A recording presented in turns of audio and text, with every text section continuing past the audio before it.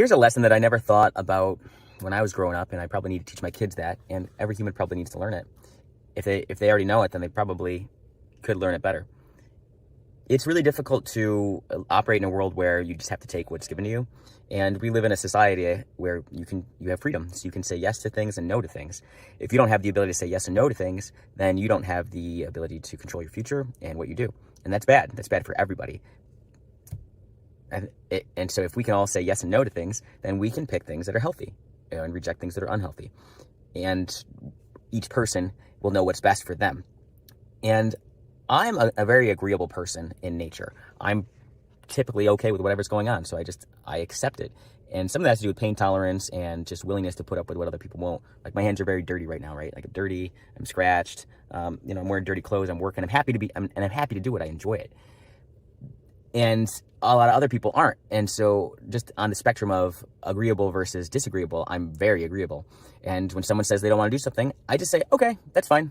And I agree, that's okay. I don't push people to do the thing they don't want to do, which is bad because I'm a horrible accountability partner. I'm a bad accountability partner for you. If you're my accountability partner, I'm just going to say you're screwed because you don't care. And that's really bad and something I need to work on.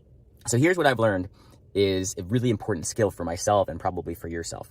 The ability to accept rejection and the ability to reject other people. Those are really important skills if you're going to carve out a future for yourself. And if I can't do those things, you can't do those things, then we don't have a future that we can control. We just have to hope that other people do the right thing for us. And that's bad because they won't, because people are not perfect. They don't love you like they love themselves. They love themselves more than they love you. So they will pick what's better for them over what's better for you. Or they won't know what's actually good for you. And when they're trying to be good to you, they're actually hurting you. For example, feeding you donuts all the time. That sounds like a great idea, but it's not.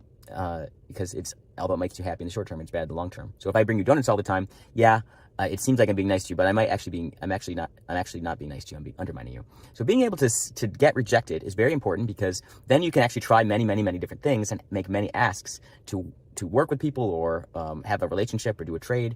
And if you're afraid of rejection, then you won't make the ask and you won't find the good relationships. You'll just take what comes to you. And you have to get rejected to find the good things. And then the other side of things, people are going to come to you and make requests. They come to me and make requests. And if I always say yes, then I can't work with the best people or the best relationships that I could. For example, I'm an employer, so when I talk to people, I can see how I can make it work with anybody because everyone's got strengths and weaknesses, and I can imagine, all right, I'm going to work on these strengths and reject these, and we're going to mitigate these weaknesses. Well, that's not going to work. That's not the best scenario. The best scenario is I have 100 employees that could do a job, and I reject 99 of them and pick the best one. That's a lot of rejecting I have to do, and it seems painful, and it is painful.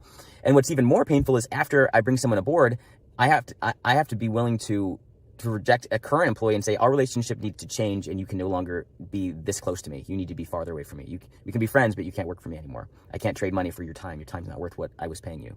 And I have to do that because if I don't, the company will die if it's not run correctly, and then they won't have a job anyway. So I really have to protect everybody's job by rejecting individual jobs. So that's true the other way around too. People have to be willing to reject my offer. If they should have multiple offers of jobs, and they should select the one that's the best fit for their skills and they're where they're trying to go.